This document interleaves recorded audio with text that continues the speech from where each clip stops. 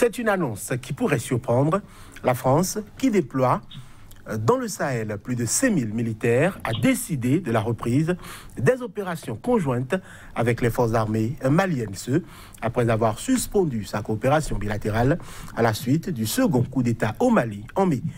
L'annonce a été faite par le ministère des Armées qui fait donc rétropédalage après consultation avec les autorités maliennes de la transition et les pays de la région sous la responsabilité de la CEDEAO.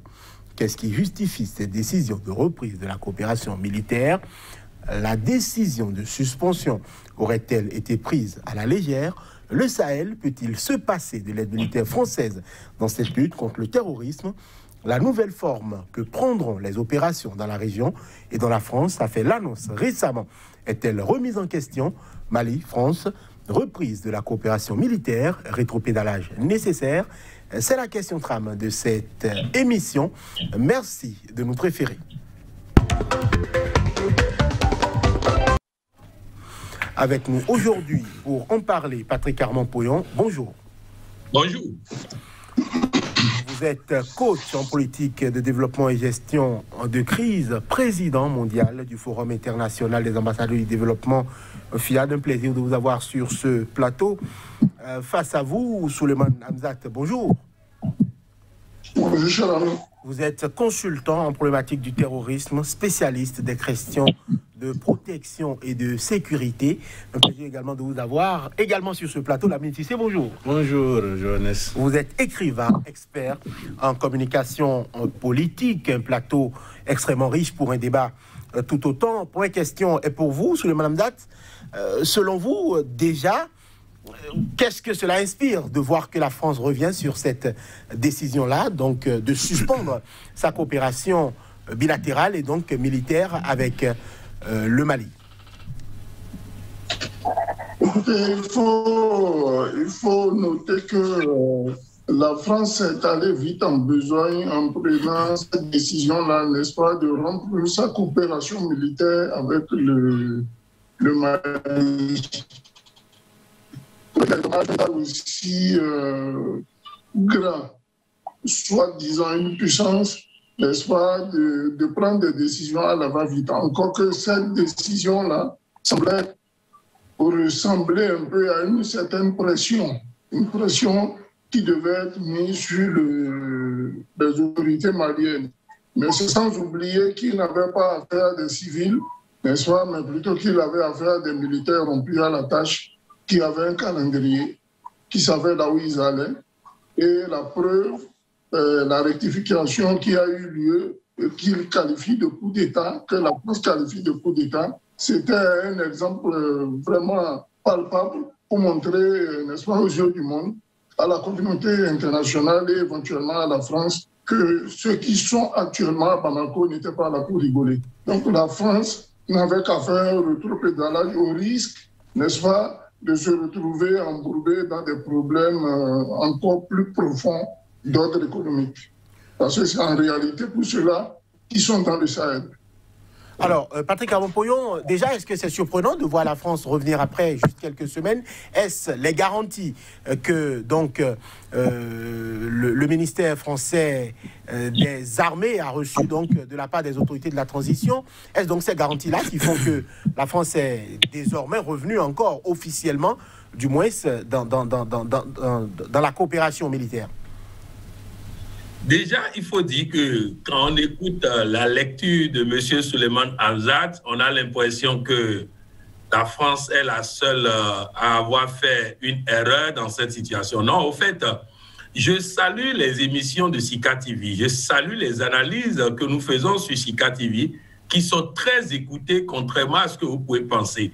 Dans des milieux diplomatiques, il est clair que ces analyses sont prises très au sérieux. Je voudrais dire que sur ce plateau, nous avons dit que la France a fait une erreur stratégique en quittant, en faisant ce qu'ils ont fait, que c'est une erreur dans le genre de l'erreur qu'ils ont faite en Centrafrique. Ils ont écouté, ils ont donc cherché la première occasion pour revenir sur cette erreur. Donc sur ce plan, on peut dire oui avec M. Hamzat. Seulement, ils ne sont pas les seuls à avoir corrigé leurs erreurs. Bamako aussi a corrigé beaucoup d'erreurs. Et dans ça, s'il y a quelqu'un à féliciter d'abord, c'est la CEDEAO, c'est les chefs d'État de l'Afrique qui ont fait la médiation des deux côtés pour amener les deux parties à s'écouter. Ça, c'est un. La deuxième chose, nous devons féliciter le gouvernement malien pour avoir écouté aussi ces analyses et éviter de tuer le Mali, de semer le chaos au Mali. Et nous allons féliciter aussi la France pour n'avoir pas fait l'erreur d'entêtement qu'ils ont fait en Centrafrique. Je voudrais simplement dire que si aujourd'hui, il faut qu'on parle du Mali, dans l'intérêt du Mali, parce que si nous rentrons dans les... Ils sont salaires pour des intérêts économiques, alors ils n'étaient pas en Centrafrique pour des intérêts économiques, pourquoi ils ont quitté? Alors là, non, la France est aujourd'hui en train de s'implanter au Kenya. Elle n'a pas de colonisation avec Kenya. Elle est en train de s'implanter sérieusement. Elle est en train de s'implanter en Afrique du Sud. Elle est en train de s'implanter ailleurs. Donc si ce n'est que des questions économiques, ils peuvent laisser tomber et aller d'autre côté. Donc ne faisons pas ce débat de tout. La France est toujours là pour manger. Vous savez, la sécurité est un intérêt vital. Quand la France dit nous n'avons pas des amis, nous n'avons que des intérêts, nous entendons ça souvent seulement dans intérêt économique. Mais il y a intérêt sécuritaire, il y a intérêt de paix. Lorsqu'il y avait la guerre en Syrie, regardez tous les attentats qu'il y avait à Paris. Donc la France avait intérêt à ce que la Syrie soit sécurisée. Donc c'est pour dire que ne voyons pas tout en termes de soi-disant richesse dans le sol quelque part. Lorsque quelqu'un est au Mali pour des richesses, il ne dit pas aux Maliens, venez occuper les places que nous avons libérées, venez occuper vous-même. Comment ils sont là pour des intérêts et ils demandent aux Maliens de venir occuper et les Maliens disent nous n'avons pas les moyens pour occuper. Donc bref, la France est revenue sur sa décision. On peut critiquer comme on peut féliciter. Le Mali est revenu sur un certain nombre d'erreurs. On peut critiquer comme on peut féliciter. La CEDEAO a joué son rôle d'intermédiaire. On peut critiquer ou féliciter, mais moi je félicite les trois. Alors, le ministère français des Armées a dit donc à l'issue de consultations avec les autorités maliennes de transition et les pays de la région, la France prend acte des engagements des autorités maliennes de transition endossés par la CEDEAO. Visiblement, il y a donc eu des tractations, des discussions en interne qui ont permis ce retour ce retour officiel de la coopération militaire française avec les autorités maliennes soit effectif. Votre lecture? Oui, c'est une délégation de haut niveau du point de vue militaire. Le Conseil Afrique de l'Élysée et puis le chef d'état-major particulier de Macron. Alors, la France a dit qu'il a suspendu. Il n'a pas dit qu'il a rompu. Donc son retour, c'est attendu. Moi, sur ce plateau-là, ici, j'ai dit la France n'ira nulle part. Parce que quand on connaît les enjeux géopolitiques et géoéconomiques, on est sûr que la France ne va pas quitter le Mali. Il faut faire l'analyse des faits. Il faut nous départir de l'émotion. L'analyse des faits, la France n'est pas venue pour nous sécuriser. La France est venue pour se sécuriser. Dans la mesure où, d'abord, la France est coupable de ce qui se passe dans la zone, il faut aller vers les causes. Et les causes, c'est la France avec l'OTAN qui ont détruit la Libye. Jusqu'à présent, la Libye est en train de se chercher. Ça, c'est un fait. Ça, c'est ce qu'on appelle l'impérialisme à haute dose. C'est comme les États-Unis d'Amérique sont venus détruire l'Irak. C'est lié à quoi? À une géopolitique, à un intérêt particulier. La France n'a jamais été en Syrie. Si ce n'est pas la Russie, la Syrie aujourd'hui serait totalement désintégrée. C'est la Syrie qui a dit niet avec la Chine, qui se sont battus pour que la Syrie soit aujourd'hui la Syrie. Donc c'est un problème de géopolitique. On ne peut pas, sur le plateau ici, faire l'apologie de la France, nous, Africains. Non. La France ne nous a rien apporté de sérieux, à part qu'on est en train de parler sa langue. Ça, c'est à son profit. Mais la France nous a désintégrés culturellement, nous a désintégrés socialement, nous a divisés et a mis la main sur nos ressources. C'est de cela qu'il s'agit. Alors, donc, moi, je suis certain que la France reviendra parce que c'est le Niger qui lui donne l'électricité. Le Niger est là. Il ne va pas abandonner cette partie du Mali dans la main des terroristes. Vous voulez parler de l'uranium? De l'uranium. Le Niger est là. Et nous savons cette bande Sahel, de la Mauritanie au Tchad, mais c'est plein de ressources. La France va laisser ça à qui?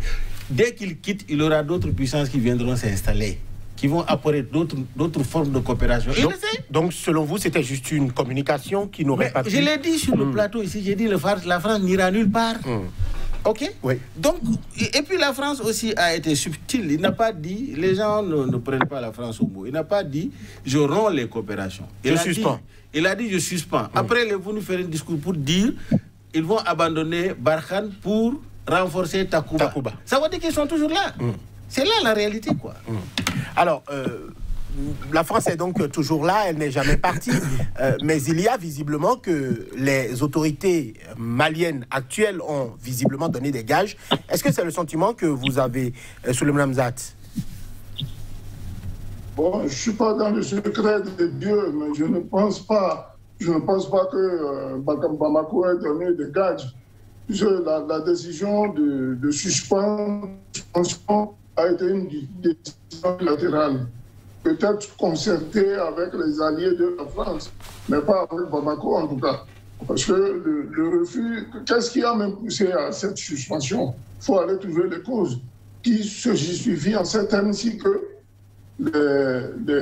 la France refusait à Bamako, n'est-ce pas, de dialoguer avec ceux qu'ils pensent comme étant des terroristes, mais qui en réalité sont des enfants maliens. Les terroristes, c'est ceux qui ne sont pas maliens, qui viennent d'ailleurs, à qui on demande même des décrets de territoire. Je pense que c'est la cause principale d'achoppement qui a poussé, n'est-ce pas, à cette suspension. Mais si suspendre une coopération, moi je reviens sur, mais je reviens et je suis calculé sur ce que j'ai dit à l'entame de cette émission. La France au Sahel n'est pas arrivée pour sauver les Maliens. Ça, il faut que cela soit clair. Nous sommes dans des conflits d'intérêts avec pour métronome une guerre asymétrique mise en parenthèse sous le terrorisme. Ça a suspendu, il ne s'est rien passé à Bamako. Hein. La France a suspendu, Bamako est resté toujours debout. Ceux qu'ils accusent d'être des putschistes sont dans leur boîte et mieux. Ils sont en ce moment-ci en train de diversifier leur coopération militaire avec d'autres États. Donc moi, je ne vois pas les raisons de ne pas adopter cette attitude-là. Et je demande au gouvernement, n'est-ce pas, de Bamako d'être ferme. Il faut être ferme. À un moment donné, il faut savoir dire non. Il faut savoir dire non. La France n'est pas au Sahel pour sauver le Mali. Hein. Si elle était depuis 8 ans, on en aurait fini avec cette guerre-là. Il y a un État aussi nanti en matériel de recherche, d'action, de dissuasion, qui n'arrive même pas à vous dire d'où sortent les terroristes, s'ils s'en vont. Les terroristes le Mali n'est pas fabricant d'armes, on ne sait pas d'où viennent toutes ces armes-là. Il y a des avions qui atterrissent dans le désert dont on ne connaît pas la provenance. Et tout ça, là, avec le radar, ils ne voient rien du tout. Ils sont là pour le sous-sol malien. Il faut que cela soit clair dans nos têtes. On n'est pas là pour... la France n'est pas là pour faire plaisir à quelqu'un, elle n'est pas là pour nous poser. Elle est là d'abord pour ses propres intérêts. Et comme l'a dit mon co-débatteur, la France ne quittera jamais l'Afrique, hein, à moins que cela se fasse par d'autres biais dont je le cite. Non, n'est-ce pas? Je ne vois pas la France, par exemple, en train de quitter le site pour mettre toute la France sur une partie de l'Europe dans le noir. La France n'a jamais eu un grain d'uranium dans son sous-sol. Je ne vois pas comment elle est en train d'alimenter toute l'électricité française. Donc, écoutez, moi, je suis calculé dessus, je ne morderai pas à la poussière. La France n'est pas au Mali pour plaire aux Maliens, ni pour les défendre. Elle est là pour protéger ses intérêts, se protéger par rapport à la propagation du terrorisme vis-à-vis de ses intérêts, et ensuite veiller à ce qu'ils ont phagocyté, monté depuis des années à travers la carte de 1 milliard de dollars, à savoir répertorier nos ressources, mettre la main et les extraits et puis les envoyer vers chez eux. Alors, Patrick Abompoyon, il y a une question qui revient, c'est, on va dire, un point d'achoppement entre les autorités françaises et maliennes. La France dit notamment, nous ne dialoguons pas avec des djihadistes, nous n'en voulons pas. Mais il y a quand même eu des discussions qui ont permis notamment aux autorités maliennes de faire libérer même des ressortissants français. Qu'est-ce qui fait que cette difficulté-là donc revient souvent? La France ne négocie pas, mais il y a des gens qui négocient et qui parfois obtiennent des résultats. Les divergences entre la France et le Mali ne sont pas ce que la France dit, ne sont pas ce que le Mali dit. Les vraies divergences ne sont pas dites. Il y a des points d'achoppement entre les deux parties qui ressortent chaque fois qu'il y a un malentendu. Mais ce n'est pas ça le vrai malentendu. Je voudrais déjà me réjouir que le président Goïta et les autorités du Mali ne pensent pas comme M. Souleymane, ne pensent pas comme M. Lamine. Parce que s'ils pensaient comme ça, on n'aurait pas eu le retour de la France, on n'aurait pas eu la stabilité même pendant la période où la France avait suspendu la coopération, parce qu'apparemment, ils n'ont pas été informés que bien qu'ayant suspendu les interventions, la France continuait d'intervenir au Mali avec l'armée nigérienne pour sécuriser le Mali. Donc, je suis heureux que le président Goïta ait compris que la politique de va-t-en-guerre ne lui permettra pas de rester au pouvoir une semaine. La dernière fois, j'ai rappelé à M. Lamine, mais je voudrais rappeler en présence de M. Souleymane que la France a intervenu au Mali sur demande expresse du gouvernement malien et du président de l'Union africaine, le président Yahi Boni du Bénin. Demande de ces deux parties. Pourquoi? Avant qu'on ne se mette à les insulter, je voudrais vous rappeler les faits, parce qu'on a dit qu'il faut analyser les faits. Quand vous quittez le nord, vous arrivez à Konan. Konan est la ville garnison, la dernière ville garnison avant Bamako. Les terroristes ont pris Konan, direction Bamako. Je ne peux pas vous dire le nombre de messages d'amis maliens que j'ai reçus le jour-là, me disant que c'est foutu, qu'il n'y a plus d'État malien, que Bamako va tomber. Le jour-là, moi-même, j'avais eu peur en lisant les messages. Ce qu'on peut avoir en termes de programmation, en termes de prière, en termes c'est-à-dire invitation à Dieu et tout ça, il n'y a pas celui-là qui n'a pas fait. Quelques minutes après, le président français envoie des avions, intervient, met l'armée et met les terroristes en débandade et fait intervenir des troupes au sol, récupère Tombouctou, récupère Gao en moins de 15 à 20 jours maximum. Maintenant, on demande à l'armée malienne de venir occuper les espaces libérés. Et l'armée malienne dit, les territoires sont trop grands. Il nous est difficile de sécuriser ces espaces-là. D'où l'intervention de la CEDEAO, d'où l'intervention des Nations Unies pour mettre des troupes pour sécuriser. Je l'ai expliqué la dernière fois sur le plateau. Il y a deux types de combats. Le premier, c'est de libérer les territoires. Le deuxième, c'est de garder les territoires libérés. Si ne s'agissait que de ça. Et quand on dit, avec tous les équipements de la France est incapable de dire là où sont les terroristes. La France n'a pas le millième de l'équipement des États-Unis. Mais les États-Unis, après 20 ans de guerre en Afghanistan, n'ont pas gagné.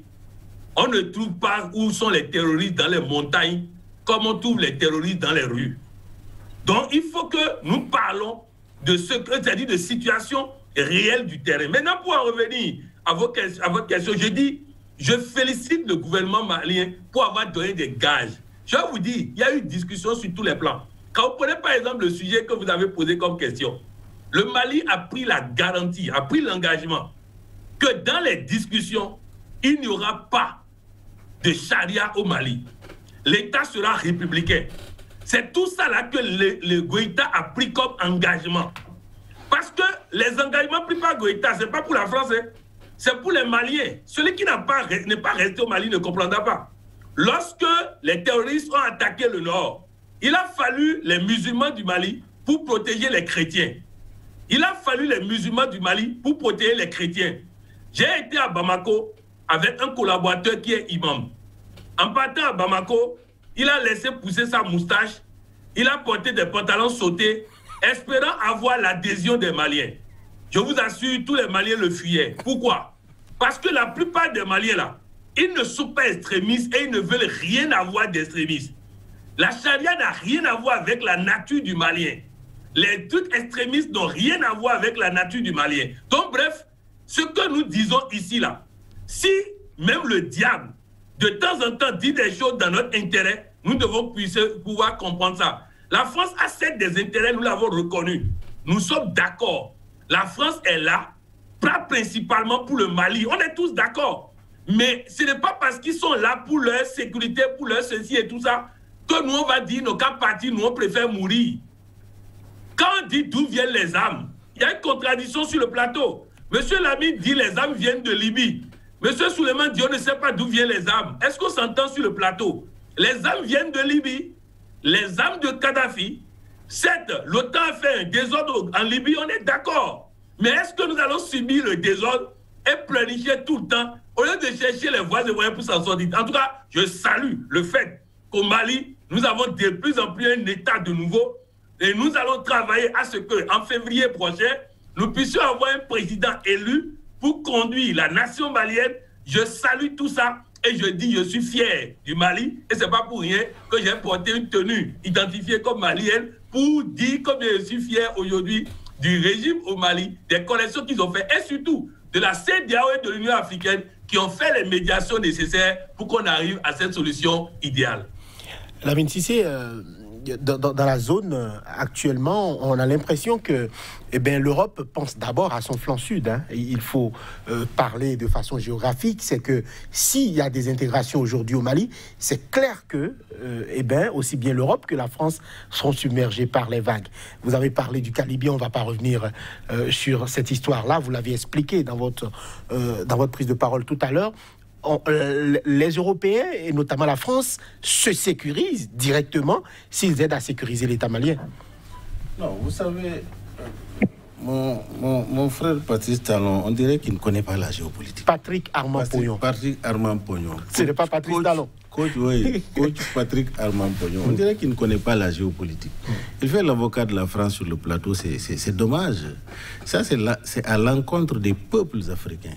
Ah bon? Qui sont dans une révolution contre la France, qui sont à l'encontre de tout président anti-néocolonialiste, anti-système. C'est le système que nous combattons. Lui, il est défenseur du système au Mali. Parce que on n'a rien contre la France. Je dis, c'est la langue française que je parle. J'ai écrit un roman en français, 2 tomes, 400 pages, mais en français, pas dans ma langue. Moi qui suis sur le plateau, je suis un Cissé. Cissé, tu sais comment on m'appelle? Cissé Mandeng Mori. Mandeng Mori. Nous sommes les marabouts du Mali. Nous sommes descendants directs du Mali. Je parle la langue des Maliens. Donc je connais la mentalité, la structure mentale. Le Malien est un guerrier et un combattant par excellence. Et on connaît l'histoire du Mali. C'est l'Empire du Mali qui a gouverné toute l'Afrique de l'Ouest. Ce Mali-là qu'on voit. Donc le problème, il ne faut pas qu'on déplace le centre des débats et qu'on désinforme. Et cette population-là est en avance par rapport à ce que Patrice Armand Pognon est en train de dire. Si le Mali, la France tue Kadhafi et désintègre le Mali et que les armes viennent au Mali et que le président d'alors, c'était Konaré, qui a crié pour dire il n'y a aucune armée ouest-africaine qui peut régler ce problème-là. La France a un devoir moral de venir arrêter. En 20 jours, 15 jours, il a arrêté là. Il a ce devoir moral-là. Donc, en un mois, en 6 jours, il devait pacifier la zone. Il a ce devoir-là. Il a ces forces-là. Il pouvait le faire s'il le fait. Mais tu sais, nous connaissons le jeu de ces impérialistes, ces néocoloniales. Ils créent, soit ils viennent politiquement pour vous diviser, vous allez vous quereller eux, ils vont exploiter ce que vous avez. Vous étiez donc pour l'intervention militaire française au départ? Mais qu'est-ce qui peut tenir? Regarde la Syrie. Combien d'années la Russie et la Syrie se sont battus contre les djihadistes et les terroristes? Quand ils sont en puissance, en force, mais c'est le monde entier qui devait venir pour ça. Mais le premier responsable, c'est la France. Le premier responsable, c'est la France. En Syrie aussi? Mais non, en Syrie, je ne condamne pas la France et les États-Unis d'Amérique, etc. C'est eux qui veulent désintégrer la Syrie. Comme ils ont démantelé l'Irak, ils veulent désintégrer la Syrie pour pouvoir créer une certaine stabilité à l'Israël. Parce qu'en fait, c'est du protectionnisme. C'est la géopolitique. C'est pour contrôler cette partie-là. Alors donc, ce que je voudrais dire, l'erreur qu'ils ont commis en allant aux Nations Unies, tout ça là, avec l'OTAN, tout ça là, pour venir, ils ont trompé. Pour venir sécuriser les populations libyennes, alors que leur objectif, leur mandat, c'est pour tuer Kadhafi. C'est ce que j'ai dit. J'ai dit la France n'a que des intérêts. Ça là, Patrice Armand Pognon est en train de défendre. Quand De Gaulle dit la France n'a que des intérêts, il n'a pas d'amis, lui il défend ça. Il devait comprendre cela dans son sens éliminer, parce que c'est toujours ce que la France a joué. J'ai dit à Patrice, nos pays ne sont pas libres, total et partout. Nos ports sont dans leurs mains. Nos minerais sont exploités par eux. L'eau même qu'on boit là, c'est la France ce sont les sociétés françaises. Et qu'est-ce que vous voulez? Qu'est-ce que vous voulez? Vous voulez qu'on dise que la France fait de la philanthropie, n'a jamais fait de philanthropie. C'est le mercantilisme. C'est ce que nous avons vécu, nos ancêtres l'ont vécu, nous sommes en train de le vivre. Jusqu'à présent, nous ne sommes pas indépendants. Alors, si par exemple, nous voyons la position de Goïta, la position de Goïta a été ferme. Ferme. Goïta a renversé le régime qui était là, Bandao, qui ont fait allégeance à la France. C'est pourquoi ils l'ont renversé. Parce que Goïta qui contrôle le ministre de la Défense et le ministre chargé de la Sécurité, la manière dont il conduisait cela, il voulait diversifier les coopérations avec les autres, comme la Russie et autres, mais c'est ce qui n'a pas plu à la France. C'est tout. C'est pourquoi quand on a renversé Bandao, la France a crié pour dire non, je vais aller aux Nations Unies, etc. Alors que par ailleurs au Tchad, quand Idriss Déby est mort, il y a une constitution qui dit le président de l'Assemblée nationale remplace. La France, le monsieur a pris son avion, il est venu au Tchad pour présider, pour créer la sécurité. Et jusqu'à présent, la Tchad, ça va. Où sont les rebelles? Les rebelles qui ont tué Idriss Déby, ils sont où? Est-ce qu'ils ont bougé? Ils sont tranquilles parce que la France voudrait que ça soit ainsi. Donc on ne peut pas nous tromper, on ne peut pas tromper le peuple. Le discours de Pognon là ne passe pas dans la conscience. Je préfère qu'il soit avec le peuple africain, cette jeunesse africaine qui a une autre vision, n'est-ce pas, de son Afrique, que la manière dont il est en train de défendre comme ça l'Afrique. Ça ne passe pas. Ça ne passe pas dans les consciences populaires. Ça ne passe pas du tout. Nous avons vu notre martyr, Thomas Sankara. Je crois que dans sa tombe, il est en train de tourner quand il entend Patrice Armand Pognon. Sékou Touré, il est en train de tourner dans sa tombe. Patrice Lumumba, etc., etc. Nous avons des héros qui sont battus contre ce système-là qui nous appauvrit, qui nous assujetit, qui nous soumet, avec nos présidents néocolonialistes-là, qui s'assoient seulement, qui sont des gouverneurs de la France. Nous voulons une autre forme de coopération avec la France, qui ne soit pas une coopération de dominants, une coopération colonialiste. C'est cela qu'on est en train de combattre. Donc je voudrais que, coach, tu utilises toute ton énergie en tant que coach pour aider à éveiller les consciences populaires, pour aider à éveiller les consciences des chefs d'État qu'ils se libèrent de ce joug colonialiste et amener notre pays vers le développement. La libération de ce joug colonialiste, est-ce que c'est pour demain, Souleymane Hamzat? C'est pour moi, je dirais, pour tout de suite. Il faut se réveiller, il ne faut plus se laisser faire. Hein. Donc, de toute manière, notre génération à nous n'est plus le type de génération à avaler des couleuvres. Hein.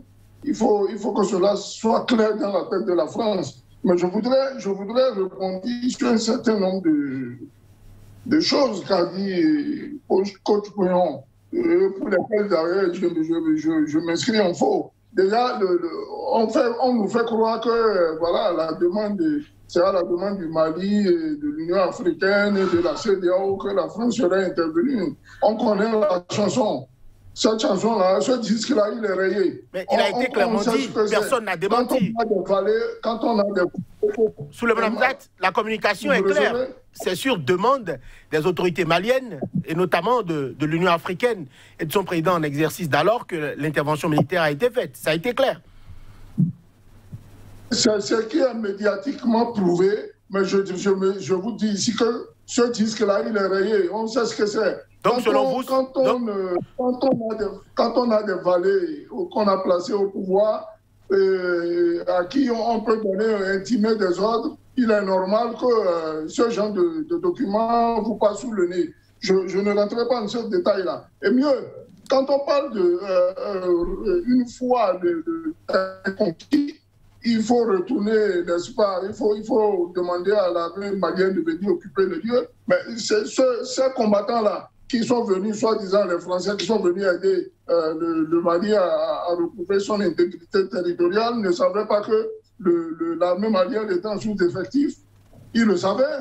Donc, s'ils ont fait appel à l'ONU pour ne serait-ce qu'un temps mettre la main sur les portions de terre qui ont été occupées et pour derrière lesquelles l'ONU ne s'est jamais battue, puisque l'ONU ne s'est jamais constituée en une force d'attaque et de défense. L'ONU est plutôt dans plutôt dans une logique de pacification.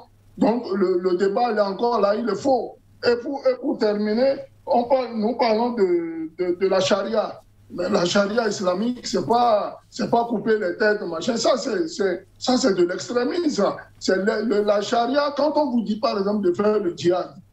Ouais, moi, je suis musulman, coagulé, convaincu. Quand on vous demande, par exemple, de faire le djihad, ça ne veut pas dire prendre des armes pour aller tuer quelqu'un. Vous savez que le jeune musulman est un djihad. C'est une sorte de djihad que vous faites vis-à-vis de votre propre personne. Le djihad veut dire quoi? Combattre malgré sa volonté. Ce qu'il y a de négatif en face de vous. Quand on nous demande, par exemple, d'aller faire le jeûne, qui aimerait se priver des beaux plats de rôti, d'agouti, d'atcheka et tout ça là, mais pendant toute une journée, alors que cela est à votre disposition. Le fait de refuser d'y renoncer, de se battre contre, et Lamine Cissé ne me démentira pas, c'est une sorte de djihad. Donc, les gens ont beau faire d'interpréter la charia comme ils veulent. Moi, je suis un musulman, coagulé, convaincu, mais je ne suis pas un extrémiste. Donc, ça vous dit quoi? Que ils ont mis à travers leur combat une idéologie qui visait aussi à ternir l'image de la religion islamique. Et aujourd'hui, on le voit, hein, dans le Sahel, vous avez des terroristes qui sont arrêtés, à qui on donne le Coran, ne serait-ce que pour lire une phrase, ils sont incapables de le lire. Donc, pour chuter, je vais vous dire ensuite, la fin pour le matériel qui vient de partout, là. Mais c'est comme l'a dit mon co-débatteur, c'est la destruction de la Libye qui a été ensuite la destruction du Sahel. Je ne veux pas dire du Mali seul, du Sahel dans son ensemble. Et ça n'a pas arrêté. Ce ne sont pas que les armes de Kadhafi qui traînent dans le Sahel. Aujourd'hui, les drones étaient de l'époque de Kadhafi. Dites-moi, les drones que nous voyons là, civils, qui sont achetés, armés, équipés à des fins militaires, c'était sous Kadhafi qu'il y en avait, il n'y en avait pas. Il n'y en avait pas. Même s'il y en avait, ça devait être en nombre réduit. Donc, ça vous dit quoi? Le débat, ne le déplaçons pas. La France est mise dans une posture où elle allait perdre cette colonie au fur et à mesure qu'elle avançait dans cette bêtise de la elle a fait en Centrafrique, les Africains sont restés droits. Elle répète la même erreur au niveau du Mali. Les Maliens restent droits dans leur botte et elle se rend compte à travers des rapports. J'ai lu un rapport hier sur la hiérarchie militaire qui lui disait attention, faites attention à ce que vous prenez, parce qu'à la longue, vous êtes tout perdre. Là, ça va être la merde là-bas. La France est dans une situation économiquement catastrophique et perdre le Mali, ses colonies françaises, c'est vous dire que là, ça va barder. Dans le cas du Kenya, ils n'ont qu'à apprendre à faire comme ils sont en train de faire au Kenya là, avec au Mali, la Côte d'Ivoire et toutes les autres colonies françaises. C'est du gagnant-gagnant. Il va pas, ce qu'il fait au Mali et autres, là, il ne va pas le faire avec Kenyatta. Hein. Il sera jeté à la porte tout de suite. Donc, ça vous dit quoi? Les Africains doivent savoir raison garder, n'est-ce pas? Nous ne sommes pas contre la France, nous sommes contre l'oligarchie française qui vient piller nos sols, n'est-ce pas? Qui sème la terreur, qui fait... Il y a même un rapport de l'ONU qui parle des exactions françaises. Tout ça, là, on ne pourra pas les mettre de côté. Ça vous dit quoi? Moi, particulièrement, je suis contre l'oligarchie française, mais je ne suis pas contre la France, puisque je suis résident français aussi. Donc, j'ai plein d'amis qui sont français et qui ignorent même ce que leur État fabrique en Afrique. Ben, la France serait mieux de se ranger derrière l'Allemagne, la Pologne et tous les États de l'Union européenne, quitte à se baser sur sa propre économie, que de venir piller la nôtre. Voilà votre avis. Patrick Armand-Poyon, j'aimerais vous demander, beaucoup parlent de la date où, je dirais, cette junte au pouvoir va passer le témoin officiellement à un nouvel exécutif élu, la date de février 2022. Est-ce que c'est une date qui est réaliste? Il y a déjà un débat en interne. Beaucoup estiment que cette date-là ne pourra pas se tenir. Beaucoup veulent qu'on prolonge le processus en place. Quelle est votre lecture, Patrick Armand-Poyon? C'est qu'il y a beaucoup. C'est qu'il y a beaucoup qui veulent. Les femmes militaires de Kati, c'est ça beaucoup? Il y a des manifestations. Il y a des manifestations. Oui, de femmes, de militaires de Kati. C'est ça qu'on appelle beaucoup. Non, quand nous parlons du Mali, parlons de ces personnes qui, pendant longtemps, ont une expérience de la gestion, qui ont une expérience de l'État, et en majorité, y compris le président Goïta, ils ont estimé qu'il faut faire tout ce qui est possible pour qu'il y ait passation de service en février prochain. Donc, ils travailleront à ça. Cela ne veut pas dire que, bon, comme couteau sous la gorge, on doit coûte que coûte en février, non. Mais ils travailleront à ça. Un plan de route est en préparation. Ce plan de route va sortir. Si ce plan de route est validé, je crois qu'on peut organiser les élections. Le problème est malien et j'espère que mes vis-à-vis, en répondant à ce type de questions, ne vont pas répéter tout le temps la France. Parce que je veux leur expliquer. Lorsque vous répétez tout le temps le mot France, le mot française, le mot ceci, vous développez l'égrégore de la France. Vous développez la France. Parlons Afrique, parlons Mali, parlons... Hein? Il y a trop d'héros en Afrique dont on doit parler. Mais on ouvre la bouille, la France, la France, la France, la France. Non, arrêtons ça. Hein? C'est devenu une maladie. Laissons la France et développons nos pays. Les Maliens ont pris la décision de redresser la barre. Prions Dieu que d'ici février, le Mali n'ait plus besoin de France. Prions Dieu que d'ici un an ou deux, le Mali n'ait plus besoin de France. Mais tant que nous sommes France, France, France, France, France, non. Et puis on dit, dès qu'on ne prononce pas France, on a déplacé le débat. Non, les amis. Moi, en tout cas, je ne sais pas en quoi la France peut me perturber. La France ne peut pas me perturber. Elle ne peut pas perturber mon pays. Elle ne peut pas. Dites à l'armée française qu'elle ne peut pas venir au Bénin. Dites à l'armée française qu'elle ne peut pas venir dans les pays en reconstruction. Reconstruisons nos pays, évitons les divisions, chassons la France dehors, mais pas par des discours. Donc c'est très clair, il faut que nous fassions tout pour qu'en février prochain, il y ait élection, afin que les Maliens choisissent un président qui va parler en leur nom et plus personne dans le monde n'aura le droit de parler en sa place. Lamine Cissé, par rapport au débat qui est suscité sur la durée de la transition, est-ce que c'est un débat qui aujourd'hui a du sens selon vous?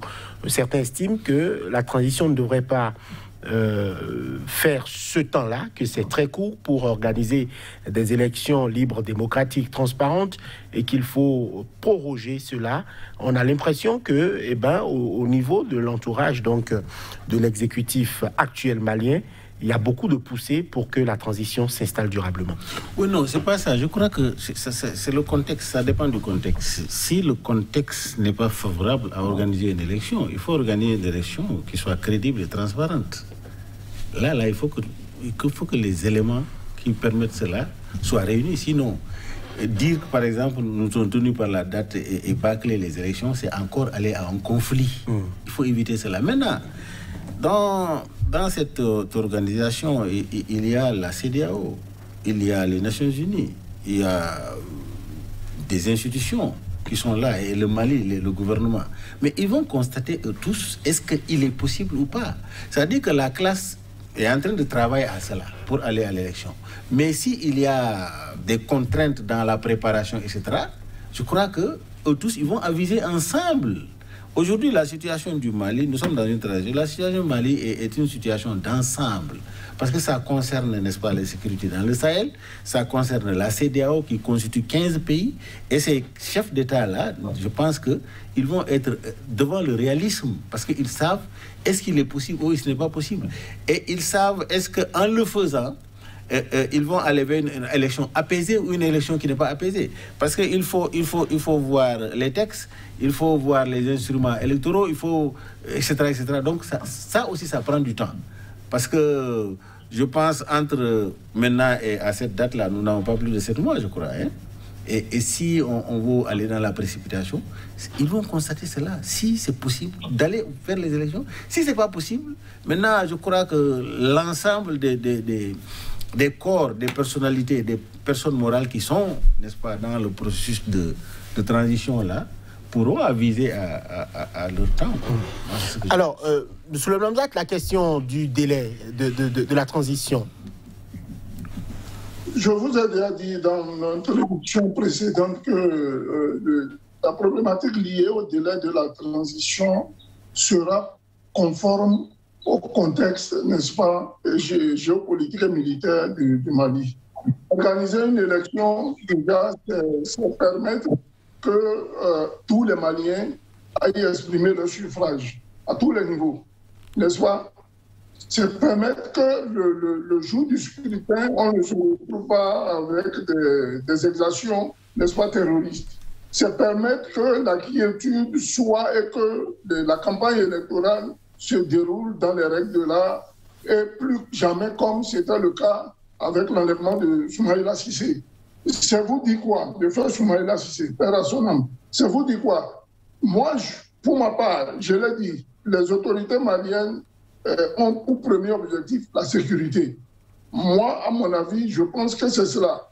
Et c'est la raison pour laquelle, d'ailleurs, ils sont en train de multiplier en ce moment-ci leur partenariat militaire. La deuxième raison qui viendra sera celle-là des besoins maliens. Et les besoins maliens ne passent pas par une élection. Il faut apporter de l'eau, la nourriture, la sécurité, la quiétude, l'école, tout ça là. Ce n'est pas l'élection qui crée tout ça. Donc, pour moi, il faut que les autorités maliennes en place, en tout cas celles de la transition actuelle, puissent prendre le temps nécessaire qu'il faut. Et je ne veux pas dire le projet au bout d'un mandat, on n'a pas besoin de faire 5 ans pour ça, qui prennent le temps, quitte à rallonger de quelques mois cette transition-là, avec bien sûr l'accord de la société malienne, je veux parler des ONG, je veux parler de la société civile, les partis politiques et autres, pour se mettre dans le contexte, n'est-ce pas, d'organiser cette élection-là dans de très bonnes conditions. Vous voyez déjà que l'opposition malienne commence déjà à donner de la voix et fait croire que la transition est, n'est-ce pas, dans cet objectif-là, d'être prolongée par les autorités en place. Bon, l'opposition est dans son rôle, mais je pense que ceux qui ont la gouverne du pays doivent prendre leurs responsabilités. Voilà qui est clair. Patrick Armand-Poyon, on a l'impression, beaucoup prête au président Assimi Goïta des ambitions immédiates, je vais le dire ainsi. Est-ce que c'est un sentiment que vous partagez et quelle est votre lecture par rapport donc à tout ce que cela suscite comme, on va dire, débat au niveau du microcosme politique malien actuel? Le président Goïta est réaliste. Mais si les populistes ont plus de voix que les réalistes, il va les suivre. C'est-à-dire que c'est un monsieur avisé, mais il tiendra compte de la voix qui émerge le plus. C'est pourquoi vous allez voir que les voix qui émergent dans le sens de prolongation de la transition ne sont pas amplifiées et sont même étouffées, contestées immédiatement. Parce que, comme l'a dit M. Lamine, il est important que ce soit le calendrier qui exige un déplacement, mais que ce ne soit pas la volonté de rester au pouvoir qui exige. Non. Il va falloir qu'on étudie le calendrier. Maintenant, à ce niveau, je voudrais apporter de l'eau au moulin de ceux qui pensent que le calendrier ne peut pas être tenu. Parce que ceux qui pensent que c'est possible ont raison. Ceux qui pensent que ce n'est pas possible ont aussi raison. Parce que chacun se base sur un certain nombre de repères. Je voudrais rappeler que lorsque l'équipe de rugby de l'Afrique du Sud était en quart de finale, le ministre du Sport a amené le point de vue de tous les experts à Nelson Mandela et lui a dit exactement ceci. Monsieur le Président, nous sommes arrivés là où on ne peut pas dépasser. Tous les experts disent qu'on ne peut pas dépasser les quarts de finale. Et voici la réponse de Nelson Mandela. Il dit, tous les experts ont dit que toi et moi, on va mourir en prison. Maintenant, moi, je suis président de la République et toi, tu es ministre. Il dit, les experts sont ceux qui se trompent toujours selon les règles. Parce qu'ils veulent toujours suivre les règles au lieu de réfléchir avec leur tête. Et je vais vous donner un exemple pratique. Vous prenez le Bénin. Dans ce pays qu'on appelle le Bénin, le gouvernement met beaucoup de moyens pour développer le football. On a construit 22 stades. On a pris un entraîneur expatrié. On lui a donné des adjoints expatriés. On a pris plein de kinésithérapeutes. On a pris plein de choses. On a fait beaucoup. On a créé des académies de football. On a lancé un championnat. Et chaque fois, on vous dit que c'est sur la durée qu'on va mesurer les résultats. Ceux qui disent ça, c'est leur expérience, c'est leur parcours, c'est leurs règles. Ils ont raison. Mais à côté, on a un DG de société qui a pris une équipe en plein milieu du championnat, qui a recruté un entraîneur et qui lui a dit, c'est pour être champion cette année. C'est pour être champion cette année. Je n'ai jamais été champion, mais c'est pour être champion cette année que je te prends. Et qui met le dispositif en place et à la fin de la même année, il est champion. Autrement dit, ce n'est pas pour dire que l'un a tort, l'autre a raison. C'est que nous devons, les deux camps doivent s'entendre, s'écouter. Et chacun doit faire un effort vers l'autre. Si nous faisons ça, nous allons sauver le Mali. Mais si nous pensons que, pour nous, nous connaissons les procédures de recensement, les procédures de ceci, et au lieu d'inventer une procédure qui s'adapte à la situation, on veut faire comme toujours, nous risquons de déplacer la date. Et en déplaçant une fois, on peut déplacer 1000 fois. Le danger est de voir cette date déplacée 1000 fois. Oui, bon, je crois que je suis d'accord avec lui, puisque organiser une élection, ça semble facile, hein? Mais bon, nous ne sommes pas sur le terrain. Et quelles sont les revendications de cette même opposition qui était tenue à son temps pour dire que IBK avait organisé une élection tronquée? Il s'est basé quoi? La Cour constitutionnelle, est-ce que les textes, ils vont refaire les textes, voir, etc. En tout cas, c'est le consensus qui doit prévaloir, hein, dans tout ce qui va aller. Je suis d'accord avec lui. Si on veut vraiment nécessairement aller vers la transparence des élections, je crois qu'ils n'ont qu'à se focaliser sur la préparation des élections.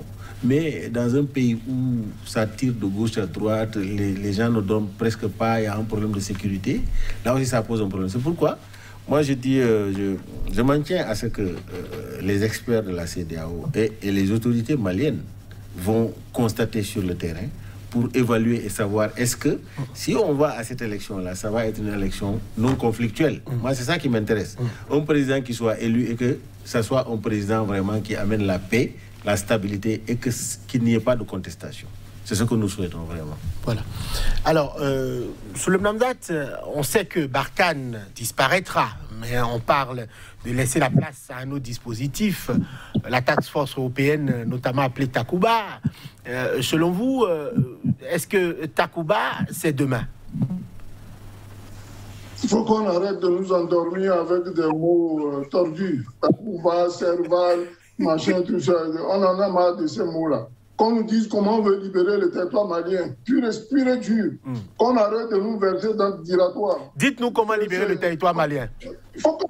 Non, écoutez, vous savez, je peux dénommer, je ne sais pas quoi, ma venue de ma position vers le plateau de Sikativi comme étant une opération, je ne sais pas, à Manche-Mille. Arrêtons de nous faire distraire par ce genre de vocabulaire tordu. On a dépassé cette étape-là. Passons à une autre question, s'il vous plaît. C'est pas je vous ai demandé que faire. La population souffre. Takuba, Serval, machin, l'icône, ils n'ont pas arrêté de nous inventer des trucs à la va-vite qui ne valent même pas la peine. Proposez-nous une solution, Souleymane Hamzat. Souleymane Hamzat, revenez en vous-même, proposez-nous une solution concrète.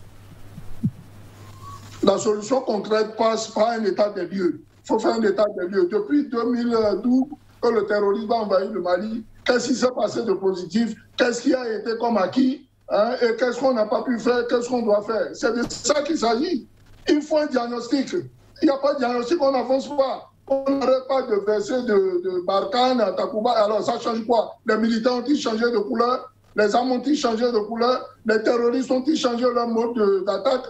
Qu'on arrête de nous distraire. Et mieux, ceux qui pensent que la France a arrêté la poussée vers Bamako du terrorisme, c'est un leurre.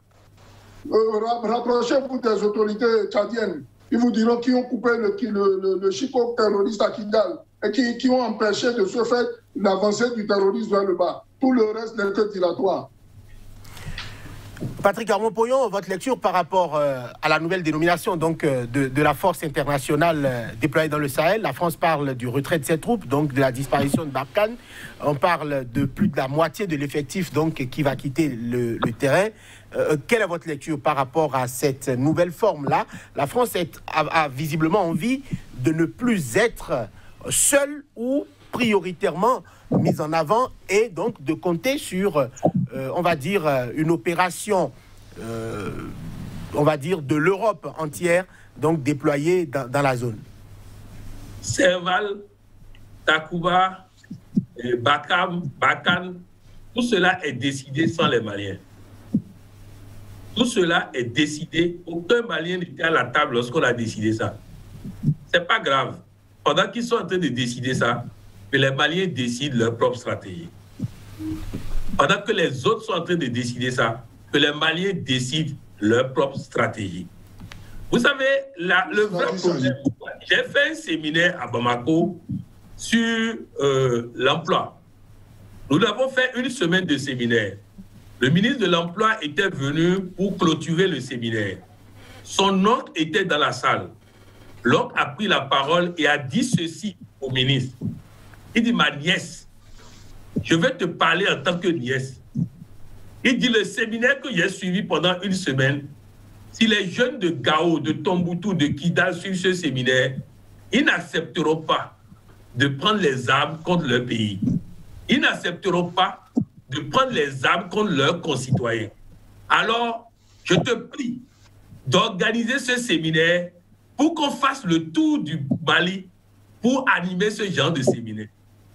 J'ai pris la parole, j'ai appuyé en disant, si ce séminaire est organisé, je paierai mon déplacement, je paierai mon hébergement et je paierai la salle partout pour animer ce séminaire.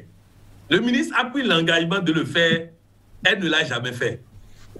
Pourquoi? C'est ça notre Takuba africain là. C'est-à-dire que, asseyons-nous, nous, Africains, discutons.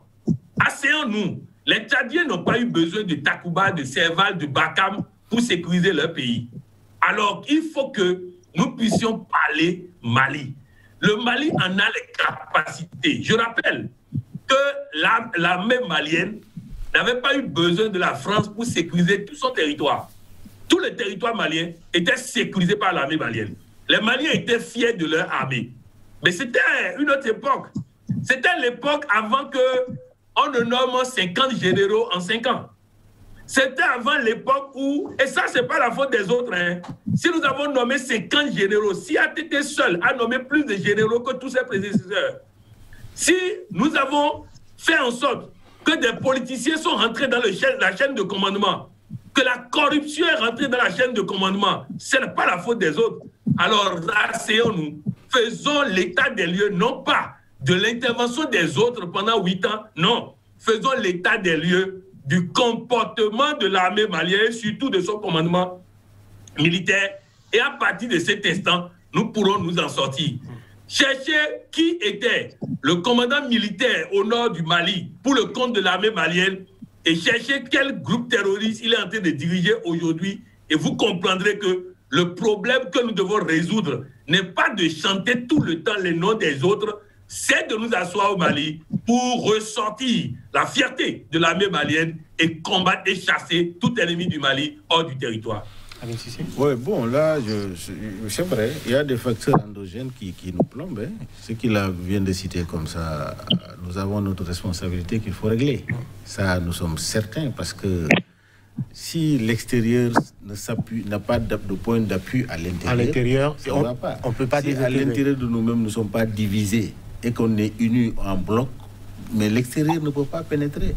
Je suis d'accord avec lui, ça c'est une analyse pertinente. Et je suis d'accord aussi qu'on se base sur des facteurs, sur nos réalités endogènes. C'est-à-dire que ça ne doit pas être malien seulement, mais sous-régional. La CEDEAO, ne serait-ce que la coopération militaire entre le Mali, la Mauritanie, le Niger, etc., cette relation conjointe sur le terrain, c'est extrêmement important. Il faut que, à partir de ce que nous sommes, nous puissions, n'est-ce pas, pouvoir donner de la force à ceux qui viennent, de telle sorte que quand ils viennent, ils vont s'appuyer fondamentalement sur nos valeurs endogènes pour pouvoir avancer. Je suis d'accord avec Patrice, ça c'est une très bonne analyse. Il faut qu'à l'intérieur de chaque pays, n'est-ce pas, qu'on sache que la corruption, la politique politicienne, n'est-ce pas, la privation de liberté, c'est pas ça qui construit un pays. Ça fragilise un pays. Donc vraiment, le Mali, à un moment donné, politiquement, a eu de la fragilité à l'intérieur, de telle sorte que le mérite n'est pas mis en exerce. Ce qui veut dire que quand à l'extérieur ça vient, c'est terrible. Bon, maintenant, nous n'allons pas occulter, n'est-ce pas, cet envahissement avec de l'arsenal militaire très puissant, avec ces djihadistes qui viennent. L'Afrique de l'Ouest ne peut même pas tenir, parce que ce n'était pas prévu. Parce que Kadhafi était super armé, hein? Donc si ces armes-là étaient dans la main des terroristes, c'est ça qui a fragilisé, mais ça a trouvé de la fragilité à l'intérieur même des États. Oui, des États. C'est extrêmement important. Alors, Souleymane Hamzat, votre mot de fin? Écoutez, moi je suis pour un diagnostic, n'est-ce pas? Quand je dis diagnostic, je ne le fais pas que dans le sens de ceux qui viennent nous envahir sous prétexte de vouloir lutter contre le terrorisme. Je le fais de manière générale. Et je pense que les autorités maliennes actuelles ont déjà fait ce diagnostic-là et sont en train de prendre des décisions. Et je crois qu'il a été signé un accord de partenariat et de défense militaire avec la Russie tout dernièrement, n'est-ce pas, pour ne serait-ce qu'apporter une certaine expertise. C'est déjà un pas. On ne renvoie pas,